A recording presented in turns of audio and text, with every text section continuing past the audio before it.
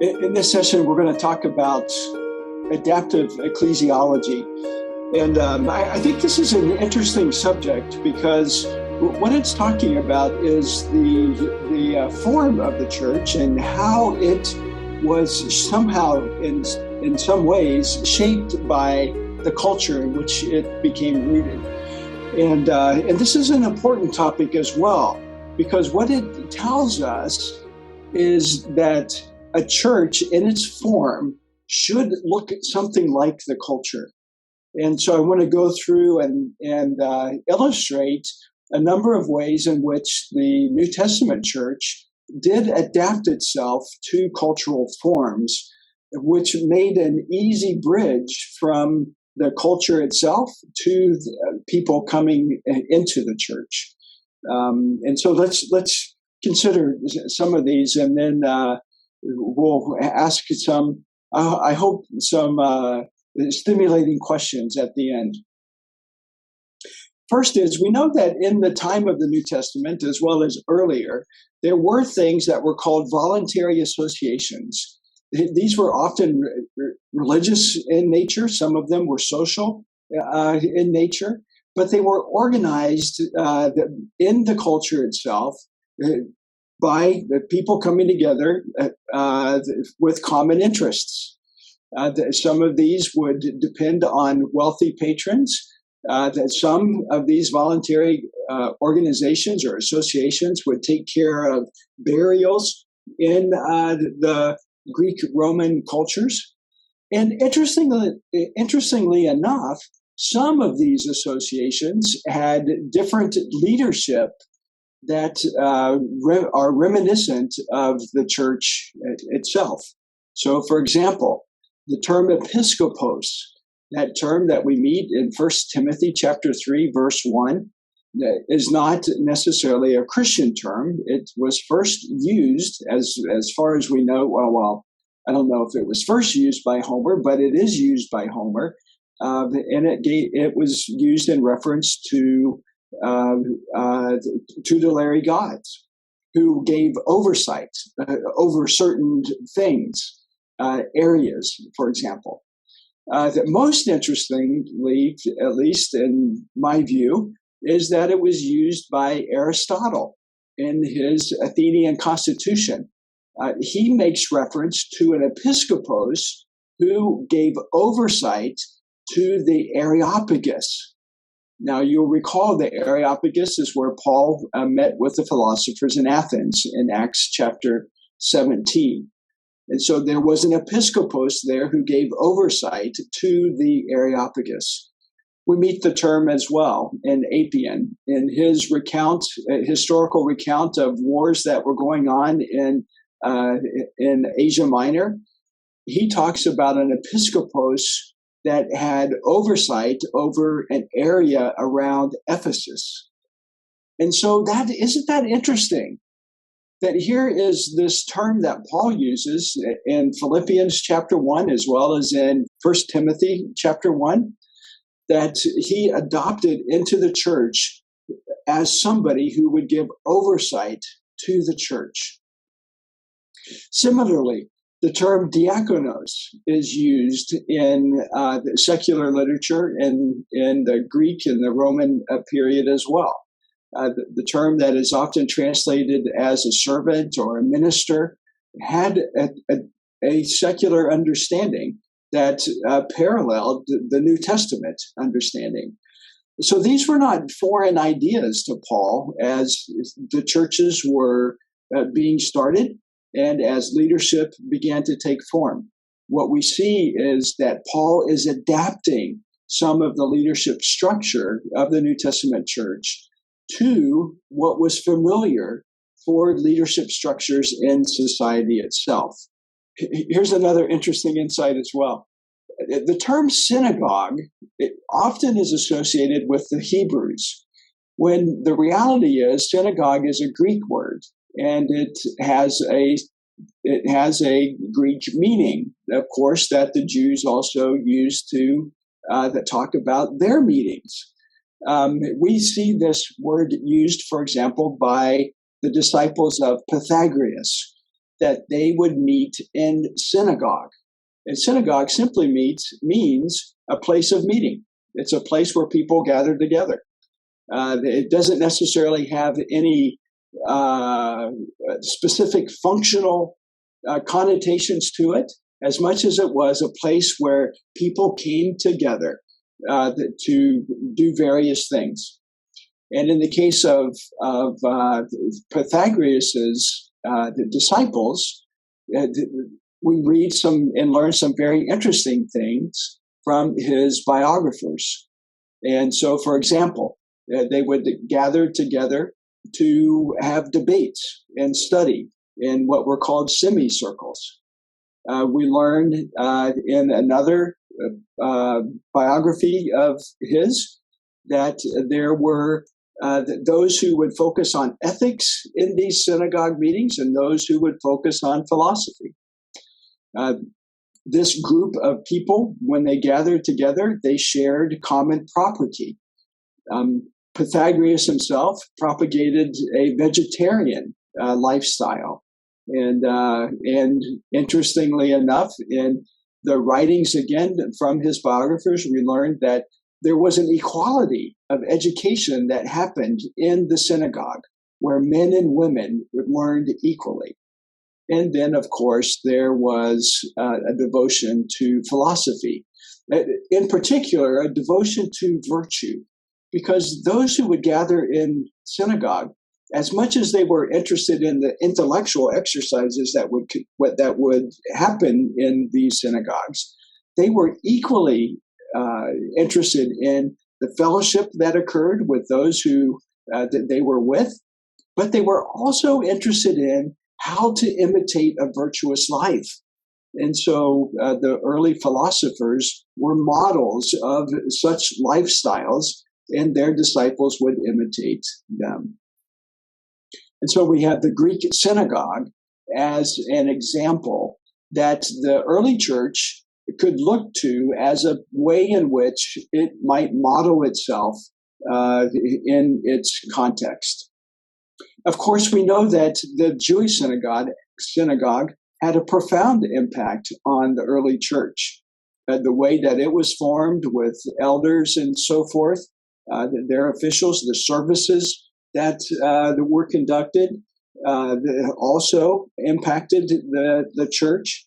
And so the worship and the prayers and the eulogies and the reciting of the Shema and so forth had a direct impact on the way in which the church also would function in some places, particularly in places where there was a high Jewish population and a high number of Jews who actually converted to Christ.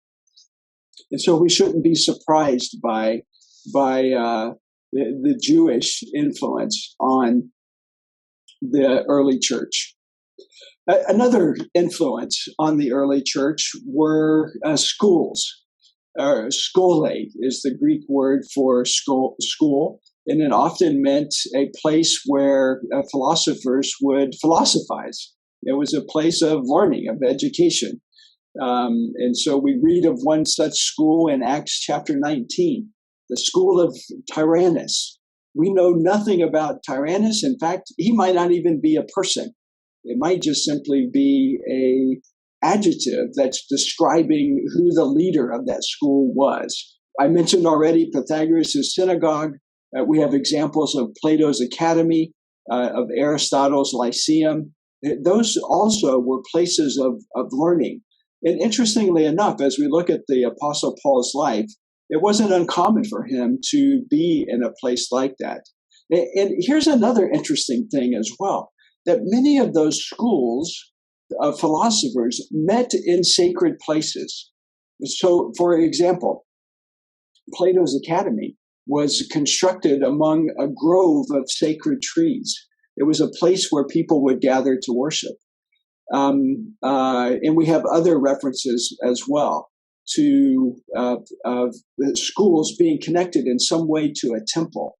I suspect that whatever school of this Tyrannus, whatever that was, if it was a school of a tyrant or whatever, that it probably was located in the Temple of Artemis, because we know historically that the Temple of Artemis actually housed philosophical texts. Heraclitus, for example, his text on nature was in the Temple of Artemis. And so there could be a connection between the temple and these philosophical schools. The characteristics of these schools are interesting as well. They were as much about teaching as they were about preaching. So there was a dialogical aspect to these schools as well as a dialectical aspect, a place of conversation and thinking together, as well as a place of learning from a philosopher.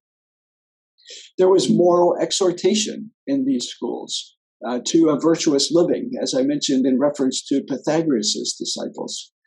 We see this as well with Socrates, although you know Socrates doesn't write anything, but Plato writes about Socrates.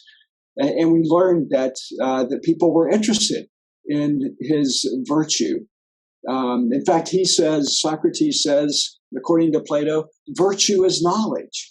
And so there was this desire to live a virtuous life, and people went to these schools of philosophy to learn those things.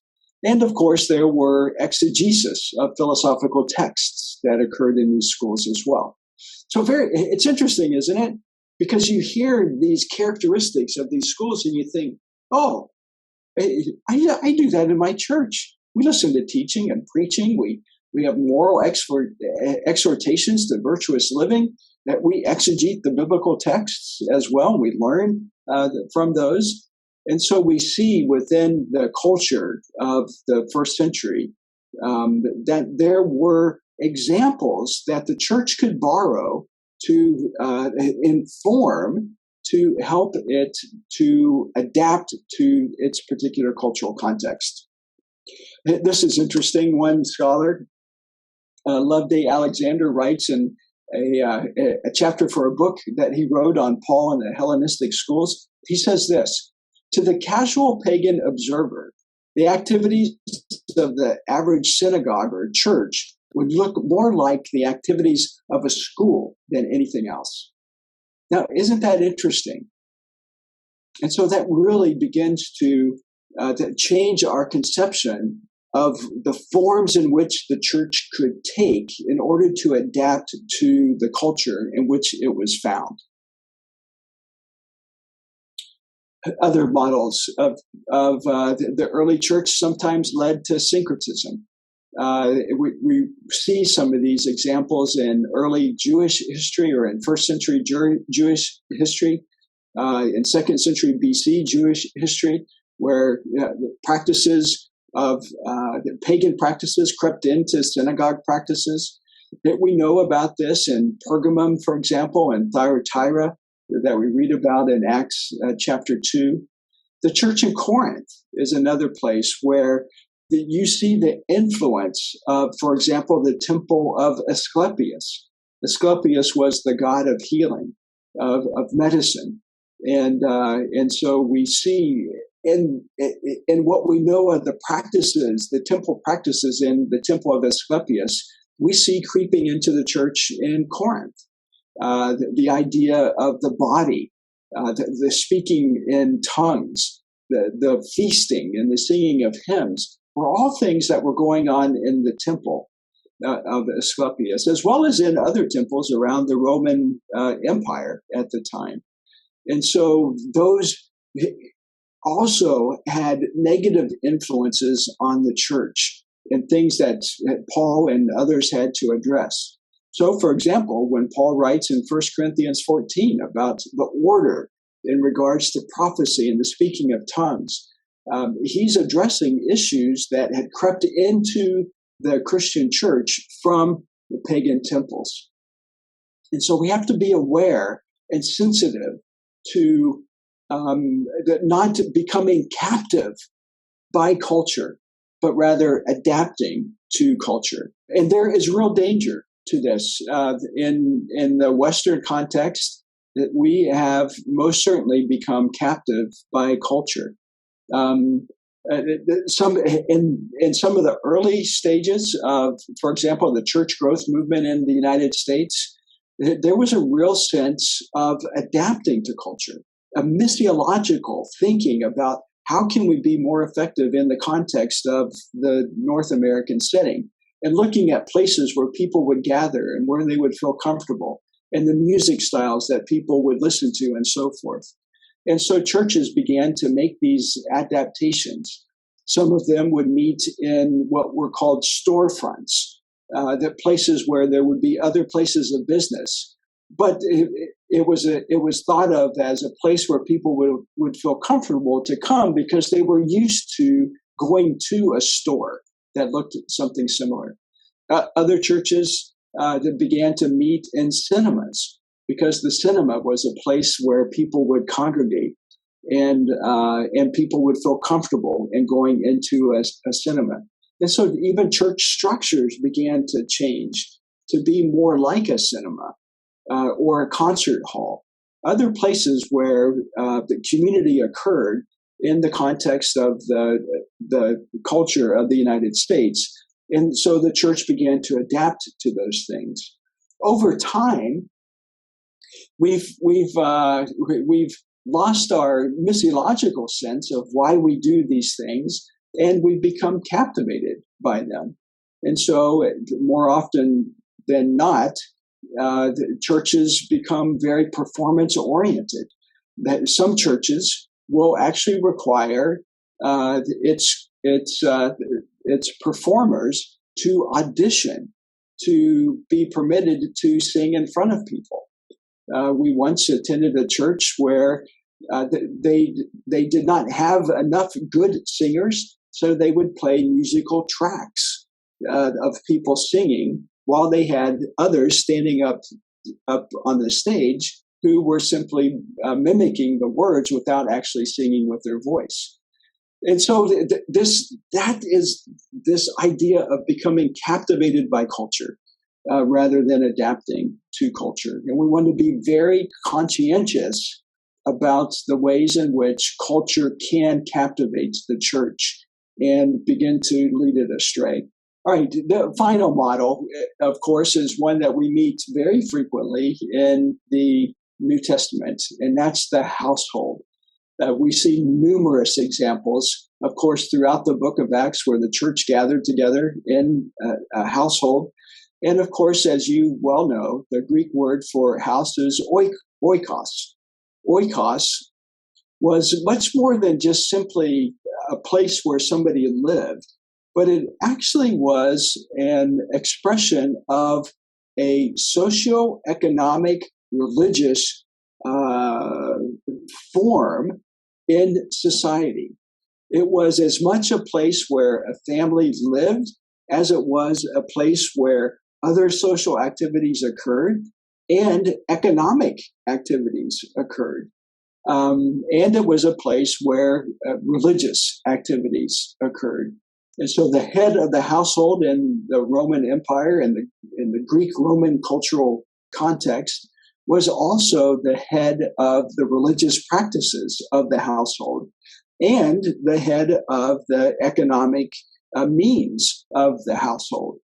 And so those households in the first century were as much about the care for the family as it was the spiritual nurturing of people who were members of the household, as it was the care of those who shared the economic interests of the household. And so it was in those places where you would have the doulos, for example, the slave, the bond servant, and so forth. And so this helps us understand, for example, when we read one of the qualifications of an episkopos in 1 Timothy 3 was somebody who managed his household well. Paul's not talking about somebody who was a good father and a good husband, although that was included in the understanding of managing a household well. But he was talking about somebody who was also managing the economics of the home, who was caring for the business and those who were associated with the business, whether they were servants or the patrons of the business, as well as care for the spiritual life of those who were associated with that household. And so Paul borrows that household model for a model in the New Testament church. All of these lead us to a couple quotes that I want to read. One by David Hesselgrave. David Hesselgrave wrote back in 1980. He wrote a book co-authored with Ed Blomberg called what was it called? Planting Churches Cross-Culturally. And he had this to say. He said, New Testament believers, therefore, had a model for church leadership and organization. It is not to be inferred that they followed the synagogue pattern rigidly, however. The point is that the early believers were aware of basic ways and means for conducting corporate spiritual life and business. And so they adapted what it was that was in their culture to this new thing they were calling the Ecclesia. And the result of that was in part the exponential growth of the church. Ralph Winter had this to say. He says, in fact, the profound missiological implication of all this is that the New Testament is trying to show us how to borrow effective patterns. It is trying to free all future missionaries from the need to follow the precise forms of the Jewish synagogue and the Jewish missionary band, and yet to allow them to choose comparable indigenous structures in the countless new situations across history and around the world, structures which will correspond faithfully to the function of patterns Paul employed, if not their form. And so here we are getting a very clear picture that in the time of the New Testament, there was an adaptive ecclesiology that was able to borrow forms from the culture that enabled the church to be deeply rooted in the soil of the culture, so that those who came to Christ had a real sense that this was theirs. It bore their cultural markings, and so it was because of that the church was able to spread very rapidly and grow in a phenomenal way, all through the first century into the second and the third century.